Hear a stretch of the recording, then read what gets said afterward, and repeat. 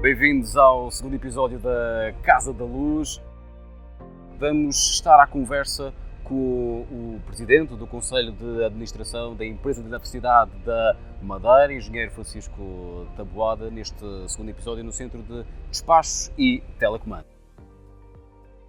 Muito obrigado, Sr. Engenheiro Francisco Taboada, pela sua presença neste segundo episódio. Encontramos-nos aqui numa área nevrálgica do sistema elétrico da região autónoma da Madeira. Consegue-nos explicar como é que ele funciona, como é que ele é operado? Estamos aqui precisamente no Centro de Despacho e Telecomando da Empresa de Eletricidade e é daqui que são feitas todas as operações elétricas ao nível do sistema elétrico da região autónoma da Madeira, quer na produção, quer no transporte e também uma grande parte da distribuição, em média tensão. E, portanto, é aqui que, com uma equipa de 17 pessoas, nós maximizamos os recursos energéticos que temos, nomeadamente os renováveis e os térmicos, e, portanto, neste quadro sinótico, podemos observar aquilo que está a produzir neste momento cada central hidroelétrica, cada parque eólico e, naturalmente, também cada parque solar e ainda uma central que temos de produção de resíduos sólidos. E, portanto, os operadores o que fazem é maximizar a utilização da energia renovável. Portanto, por norma, sempre que há água, sempre que há vento e sempre que há sol, esses recursos estando disponíveis são os primeiros a ser utilizados, naturalmente, para maximizar, a produção renovável. O que podemos aqui verificar neste quadro é que há uma visualização de cada máquina, no caso das centrais térmicas, que aqui também estão representadas, e naturalmente também de cada parque eólico e de cada parque solar. Há pormenores interessantes, que é, por exemplo, aqui neste gráfico podemos ver a altura das câmaras de carga de cada central hidroelétrica, que no fundo dão uma ideia de qual é a disponibilidade de água que temos. Mais superior, tanto melhor. Melhor, naturalmente. Acontece quase diariamente que os operadores fazem a gestão dessa água. Por exemplo, se prevemos que haja necessidade de turbinar e necessidade de energia ao fim do dia, normalmente deixam-se encher as câmaras de carga, utilizando, por exemplo, o vento se estiver disponível, e depois fazemos essa gestão consoante, naturalmente, as necessidades de energia ao longo do dia. O próprio sistema elétrico do Porto Santo também é gerido a partir daqui, portanto, a central térmica do Porto Santo também está aqui representada e, portanto, a entrada e a saída e os setting points das máquinas são feitos também a partir daqui e o próprio Parque Solar do Porto Santo atual também está aqui representado e também é controlado a partir daqui. Há duas grandezas fundamentais no sistema elétrico que é preciso garantir com muita acuidade, que é a frequência e a tensão da rede. A frequência está aqui, ela deve estar prioritariamente nos 50 Hz, está aqui nos 49,99 e, portanto, dentro daquela faixa que é a faixa permitida e em termos do sistema elétrico para que ele seja consistente.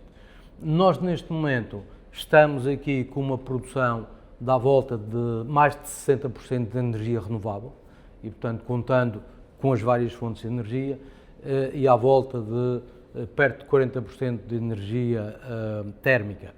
Isto significa que hoje é um dia médio, no verão provavelmente teremos menos energia renovável porque há menos água e no inverno chegamos a ter muito mais energia renovável. Este ano, em janeiro, já tivemos dias em que a penetração da energia renovável foi superior a 80%. E, portanto, neste momento a Empresa de Eletricidade e a Madeira têm uma capacidade instalada de energia renovável superior a 50%, portanto já atingimos os 50%, que é realmente um marco importante, mas naturalmente depois, nos vários dias ao longo do ano, essa produção depende da disponibilidade dos meios renováveis. Portanto, depende se há mais água, se há mais vento, se há menos, e portanto, naturalmente, estamos também dependentes desses recursos energéticos. Mas agora poderíamos talvez ver aqui um gráfico que nos dá a ideia da importância dos investimentos que a empresa de eletricidade e o governo têm vindo a fazer, sobre os quais depois poderemos continuar a falar. E temos aqui uma ideia daquilo que é um dia, por exemplo, o dia de hoje, em que temos aqui a térmica neste castanho claro, com cerca de, neste momento até estamos com 35%, portanto estamos com a produção térmica 35%. Isto são valores, todas as medições que vimos até agora são valores em tempo real, são medições em tempo real, e portanto temos aqui uma produção neste momento de 65% de energia renovável, o que naturalmente para uma região insular, para uma ilha isolada, como é o caso da Madeira, é um valor muitíssimo interessante e, portanto, serão poucas ilhas insulares que terão uma produção desta dimensão como nós temos aqui. Só para terminar esta fase, se quiser, vemos aqui na componente renovável, portanto, esta é a componente térmica, na componente renovável temos aqui uma componente hidroelétrica, muito semelhante à componente solar, à componente eólica, e depois a componente solar e a hídrica. Temos também aqui uma questão importante, que é a questão das baterias. O sistema hoje tem integrados 2 sistemas de baterias na Madeira e 2 sistemas de baterias no Porto Santo, e o que vemos aqui é uma injeção na rede de um valor muito pequeno das baterias, porque não é necessário. E, portanto, há alturas em que é necessário carregar as baterias, há outras alturas em que são as baterias que fornecem energia à rede, e o efeito das baterias, o trabalho das baterias também é muito importante na regulação da tensão e da frequência quando há alguma instabilidade na rede. Portanto, as baterias também acomodam essas variações, quer na frequência, quer na tensão. Acaba por ser um backup plan quando acontece algo na rede que não está previsto. Exatamente.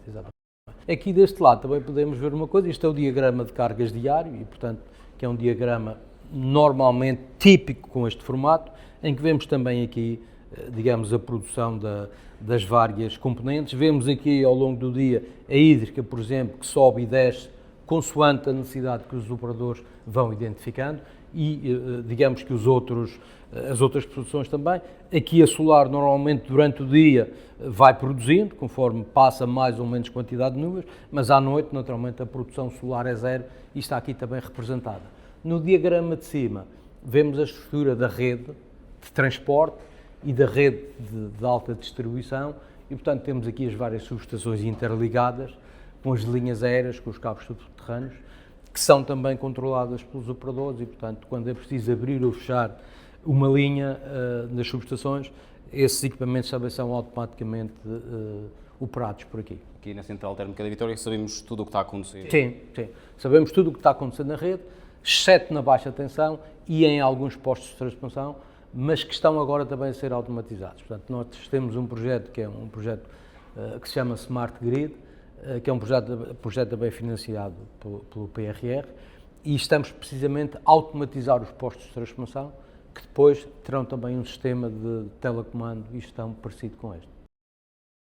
Agora mais confortáveis para darmos continuidade aqui a esta nossa conversa, e a quem nos está a ver e a ouvir, mas acima de tudo a quem nos está a ouvir, aconselho-vos também a ver, para também ficarem com a percepção deste centro de despacho e telecomando e desta explicação nos dada pelo Sr. Presidente do Conselho de Administração da Empresa de Eletricidade da Madeira. Senhores, já estamos aqui a falar da importância das renováveis, do investimento do PRR.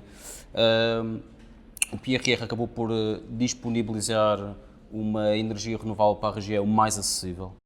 Sim, o PRR foi uma componente importante nestes últimos 3 anos, e em particular naquilo que se refere ao aproveitamento das energias renováveis. A Madeira nos últimos anos, desde a década de 70 até aos tempos atuais, teve uma evolução económica enorme, e portanto o sistema elétrico da região evoluiu desde os anos 70 para valores com um crescimento impressionante. Nomeadamente nós na década de 70 tínhamos à volta de 40 MW de potência instalada, neste momento temos 12 vezes mais, 470 MW, e os consumos também passaram para 10 vezes mais. Portanto a produção e o consumo no fim dos anos 70 andava pelos 100 MWh, 100 GWh, e neste momento estamos a atingir os 1000 GWh, o que é realmente uma subida exponencial.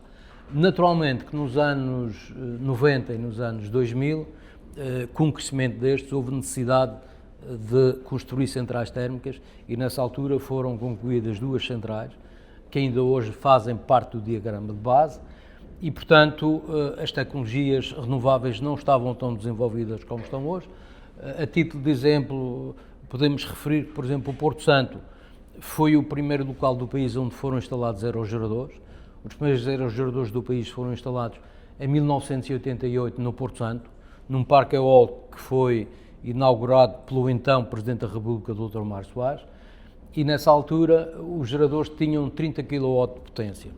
Os novos geradores que vamos instalar até junho deste ano no Porto Santo têm 3,6 MW de potência, o que significa que têm 126 vezes mais a potência que tinham esses primeiros aerogeradores.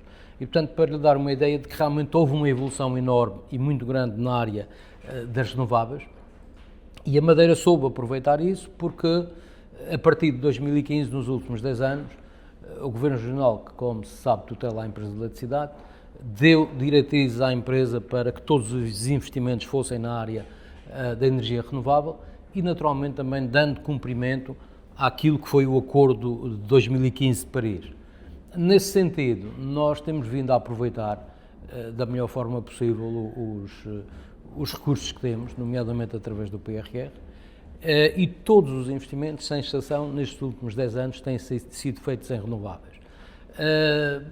Podemos citar o exemplo de 3 centrais hidroelétricas que estão concluídas, vários parques eólicos e vários parques solares. Neste momento, a empresa de eletricidade está dotada com 10 centrais hidroelétricas, 12 parques eólicos e 6 parques solares.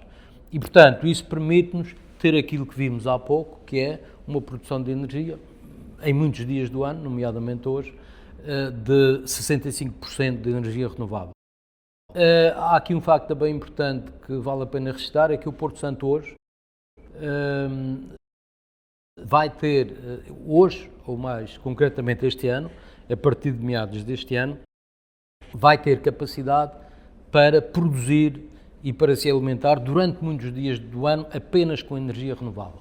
Para termos uma ideia da escala, quer de potências, quer de capacidade, do novo parque eólico e do novo parque solar, que são dois, um parque eólico de 7,8 MW e um parque solar de 4 MW, isso significa que vamos ter 13,8 MW de potência renovável, quando o consumo do Porto Santo é apenas de 5 MW no inverno e à volta de 8 MW no verão. E, portanto, temos muito mais potência instalada do que aquela que, em princípio, seria necessária, naturalmente havendo o recurso solar e havendo o recurso eólico.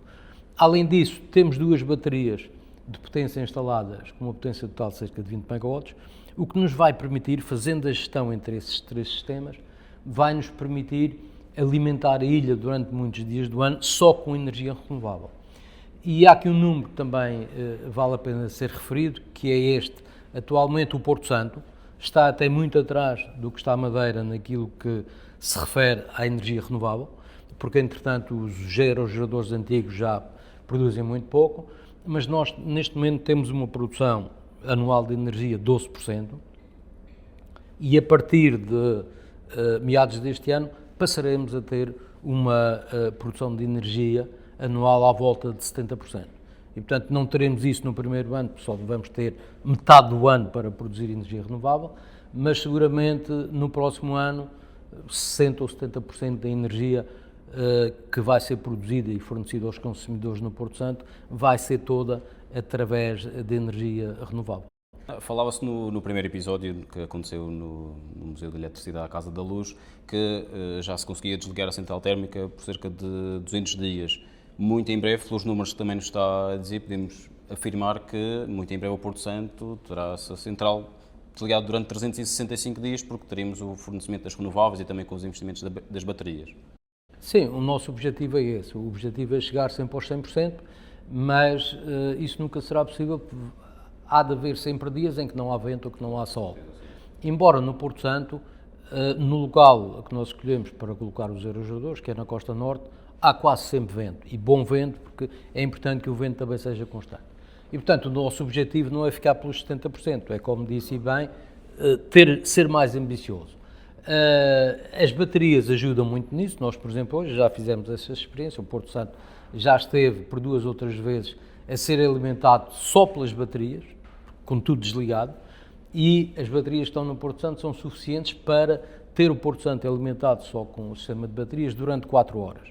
Nós na Madeira temos um conjunto de baterias de maior dimensão do que esse, mas como as escalas são diferentes, isso não é possível. Mas também já é possível na Madeira nós termos algumas situações, quando houver recurso disponível, em que tenhamos as centrais térmicas todas desligadas. Isso já é possível. Nós não o temos feito até agora por uma questão de segurança, mas o ano passado, por exemplo, houve dias em que mantivemos apenas uma máquina térmica na rede, só por uma questão de segurança, mas podíamos tê-la desligado. Ou seja, hoje em dia, a Madeira está dotada de capacidade instalada renovável suficiente para alimentar toda a ilha. Podemos não fazê-lo por uma opção de segurança ou pela estratégia que temos de fornecimento de energia.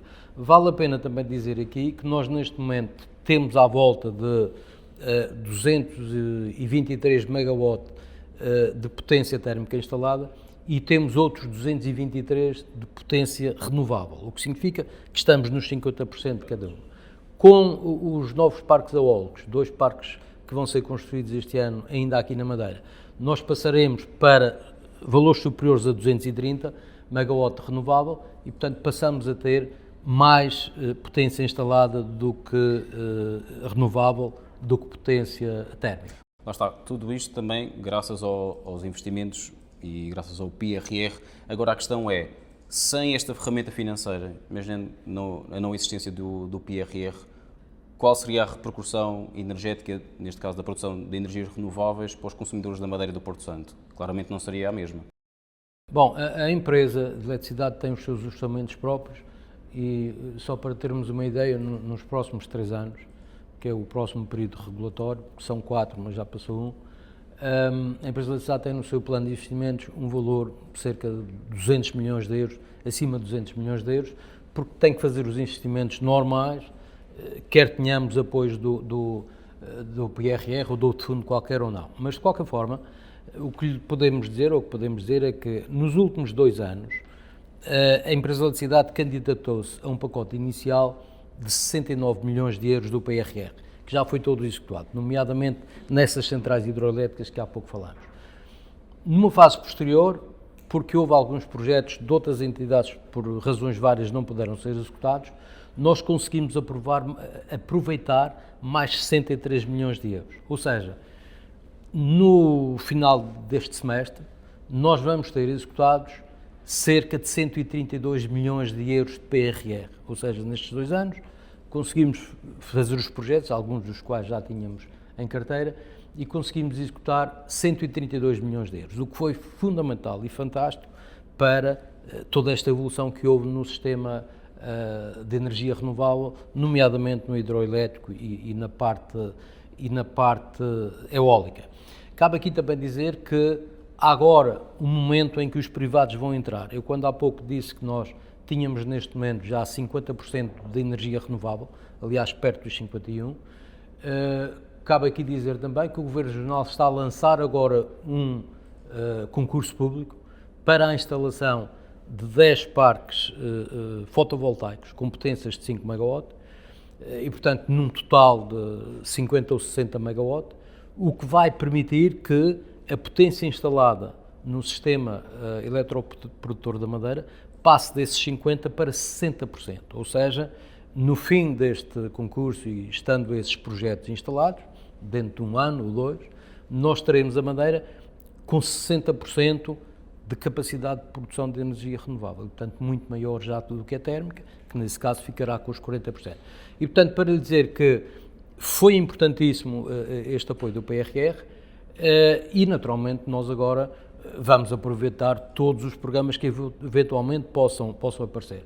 Posso dizer-lhe que há cerca de 1 mês aproveitamos também uma oportunidade que aí houve, que sobrou também de outros projetos que não conseguiram ser executados, e já ao abrigo do programa 2030, já aproveitamos mais 8 milhões de euros, a maior parte deles, cerca de 6 milhões, para um aproveitamento hidroelétrico na zona sul do Pulo da Serra, que vai permitir alimentar a levada das rabaças com muito mais água, que depois chega à Serra d'Água e volta a ser turbinada, aumentando naturalmente a potência e a capacidade da energia produzida por via hidroelétrica. Devo dizer-lhe também que as tarifas, independentemente dos percalços que tem havido na geopolítica internacional e do período do Covid e desta meia dúzia de anos turbulentos que temos passado, também posso dizer-lhe que a energia elétrica na Madeira, nos últimos 6 anos, aumentou apenas 1% ao ano. E, portanto, comparado com os outros bens de consumo e comparado com, digamos, as outras facilities que são a água, a eletricidade, enfim, os combustíveis, tudo aquilo que faz parte do nosso dia-a-dia, parece-me que esse aumento de 1% ao ano nas tarifas de eletricidade, em média, não tem penalizado muitas pessoas e, portanto, é uma das coisas que eu penso que tem ajudado a Madeira também neste desenvolvimento económico que temos vindo a assistir. A Madeira acaba por estar na vanguarda deste desenvolvimento das energias renováveis e era mesmo nesse ponto que frisava da conjuntura internacional que se vive atualmente e no momento em que estamos a gravar, no dia de hoje, foi anunciado um cessar-de-fogo entre os Estados Unidos e Irão, a guerra que se vive atualmente e já se vê uma diminuição do preço do petróleo, mas a minha questão é a seguinte: tendo em conta esta instabilidade que se vive, é muito mais estável continuar a investir nas energias renováveis? Que oportunidades poderão advir daí? O que é que reserva o futuro? Apesar de apostarmos no dia de hoje, e só vamos ter a repercussão daqui a uns anos, como tem sido ao longo da evolução da empresa de eletricidade, mas da sua ótica, o que é que acha quais são as oportunidades que aí advirão? Há 2 questões a que não podemos fugir. Uma delas é que não temos combustíveis fósseis e, portanto, eles chegam aqui todos por via marítima e, naturalmente, com os custos acrescidos que isso tem e, portanto, não temos uma independência relativamente às matérias-primas.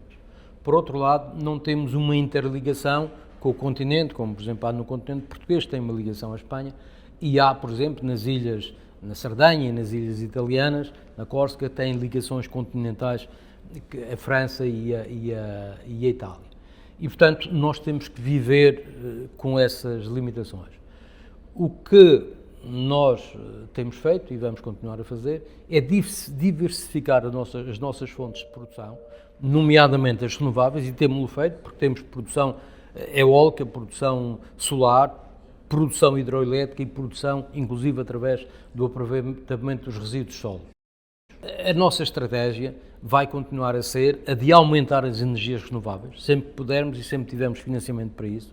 A empresa da cidade tem já alguns projetos em desenvolvimento para a criação de mais zonas de aproveitamento hidroelétrico e projetos de alguma dimensão nessa área.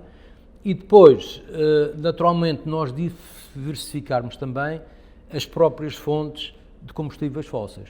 Nós, nos últimos 15 anos, já diversificamos, só estávamos dependentes do fuel e do gasóleo.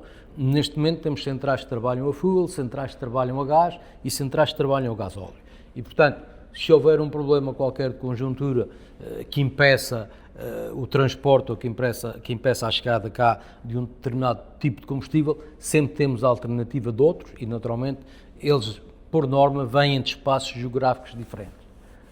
Há aqui um outro aspecto que é importante e que vale a pena aqui referir, porque há 4 ou 5 anos, quando se referia isto, parecia uma coisa, enfim, do além, mas hoje não é. A Europa chegou à conclusão de que não pode ficar só dependente do gasoduto que vinha da Rússia e da importação de combustíveis, nomeadamente do Estreito de Hormuz, onde se está a verificar agora toda esta complicação.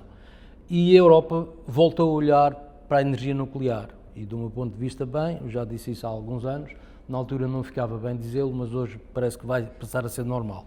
O que está a acontecer hoje é que a Europa está, e isso está em documentos oficiais, que já mandaram para os vários países, para nós também darmos o nosso aporte, o que está a acontecer é que a Europa vai fazer um forte investimento nas mini-centrais nucleares. As centrais nucleares hoje são equipamentos de grande dimensão, são equipamentos pesados que demoram 10 ou 15 anos a fazer, mas, por exemplo, em França, 70% da energia produzida em França é de origem nuclear, é por centrais nucleares, e nunca houve nenhum acidente em França. E, portanto, nós ficamos todos um pouco psicologicamente afetados por aqueles 3 ou 4 acidentes que houve, mas a Europa está a olhar outra vez para isso, no sentido de começar a produzir mini centrais nucleares e que possam ser desenvolvidas muito mais rapidamente e quase que possam ser, digamos, em várias partes das suas componentes transportadas já montadas. Isso serão centrais que podem andar na casa dos 130 megawatts, 300 megawatts. Digamos que uma dessas centrais só daria para abastecer a Madeira toda, mas por questões de segurança será sempre melhor ter 3 ou 4 unidades dessas. Mas estamos a falar num espaço de 2 ou 3 décadas, não é? Portanto, essa evolução está agora a ser feita. A Europa percebeu que também tem que ter alternativas, digamos, próprias, e, portanto, eu acho que essa evolução vai ser feita. E vai ser feita também no sentido de passarmos para uma segunda fase da produção nuclear, que é baseada na fusão e não na fissão, porque a tecnologia atual é uma tecnologia de fissão que provoca um conjunto de radiações e de acumulação de resíduos que depois têm que ser, digamos, guardados e encapsulados. Neste momento o desenvolvimento está a ser todo focado para a energia de fusão e que naturalmente tem muito menos complicações ao nível dos resíduos, e penso que é uma aposta em que todos temos que acreditar para as próximas 2 ou 3 décadas. E poderá então ser uma realidade na... Eu julgo que sim, mas depende muito da evolução, depende daquilo que for a experiência em termos industriais. Neste momento não há nenhuma central dessas em produção industrial, não existe em parte nenhuma do mundo, e naturalmente a empresa de eletricidade e a Madeira não podem ser as primeiras a fazer essas coisas. Isso tem que estar estabilizado no mercado europeu e no mercado mundial, mas eu acredito que seja uma solução para daqui a 2 décadas, daqui a 20 anos ou daqui a 30, estamos a falar disso com muita naturalidade, tal como estávamos a falar das centrais térmicas a gás há 20 anos atrás, e portanto hoje são coisas completamente normais. Voltemos então ao presente, ao atual, e falemos então das energias renováveis. E falávamos aqui há pouco de alguns números interessantes. Eu, por acaso, fui até ao Plano de Ação para a Energia Sustentável e Clima da Região Autónoma da Madeira, que é datado até de agosto de 2022, e é uns dados que até são interessantes para quem nos viu, como falava do Tratado de Paris, há tratados internacionais e também existe o Plano Nacional Português, que colocam os objetivos e metas para 2030 e, neste caso, para 2050, e falam dos recursos energéticos renováveis para a produção de energia. E eles colocam-nos a meta para 2030 dos 55% e a redução dos combustíveis fósseis, a utilização dos mesmos em 45% em comparação com o ano de 2005. Podemos dizer que a empresa de eletricidade, com as apostas que tem feito, este valor é atingido muito antes do ano de 2030. Nós esperamos, também não queremos ser exageradamente otimistas, nós esperamos cumprir essas metas. Mas como há pouco referimos ali quando estávamos a ver os quadros sinóticos, uma coisa é a capacidade instalada de produção. Nós hoje, por exemplo, estamos com, qual é a ponta neste momento? Nós estamos com 126 megawatt de produção, mas nós hoje já podíamos ir a 223, ou seja, se tivéssemos vento e água suficiente, podíamos estar a produzir 223 megawatt, quase o dobro daquilo que estamos a consumir neste momento. E, portanto, nós podemos ter até 3 vezes mais a potência que temos instalada de renováveis. Mas se estivermos num mês em que não haja chuva, em que não haja vento e em que o céu esteja muito nublado, nós não conseguimos atingir esses valores. E, portanto, quando nós falamos que atingimos os 50%, estamos a falar de temos potência instalada suficiente até para produzir os 100%. Agora, se tivermos os recursos renováveis, se não os tivermos, não conseguimos fazer isso. É por essa razão que alguns anos, apesar de nós termos sempre mais potência instalada, alguns anos temos menos energia produzida e outros anos temos mais energia produzida consoante as condições climatéricas, consoante nomeadamente o vento e a água que temos em determinados anos. Como sabe, há anos mais secos, há anos mais pluviosos e, portanto, depende muito disso. De qualquer maneira, a evolução da produção renovável tem sido sempre no sentido ascendente. A potência instalada, nós cada vez mais temos feito isso e, portanto, pensamos em atingir essas metas, até porque, repare, nós de cada vez que produzimos energia através de fontes térmicas, nós não só estamos a pagar o combustível, como estamos a pagar uma taxa de emissão de CO2 que não é displicente, é para aí 1/3 do custo do combustível. E, portanto, são naturalmente valores muito altos e, além disso, a nossa obrigação também é evitar poluir o ambiente e quanto menos CO2 produzirmos melhor, e se produzirmos menos é porque estamos a produzir mais renovável. Acaba por ser até mais eficiente a aposta nas renováveis. Sim, claro que sim. Senhor Presidente, muito obrigado por esta oportunidade, por este tempo também de esclarecermos as pessoas que também estão a ver este podcast. Só tenho uma questão final, que é, antes de apagarmos a luz deste episódio, para que as pessoas não fiquem às escuras, qual é o conselho que deixa sobre a importância das energias renováveis na região autónoma da Madeira? A importância das energias renováveis é muito grande e é crítica numa região como a nossa. E se cada um de nós puder ou pudesse no futuro produzir a sua energia, a energia que consome em casa, isso seria ótimo, porque era menos necessário ter as centrais térmicas a funcionar. Isso hoje já é possível, já há pessoas que produzem energia nas suas habitações e que até fornecem à rede, em algumas situações, a um preço que está legalmente estabelecido. Eu acho que, para além do esforço do Governo, que está a ser feito agora com estes concursos da renovável, e de tudo isto que a empresa de eletricidade tem feito, eu acho que vale a pena cada um de nós também pensar na sua autoprodução, no seu autoconsumo.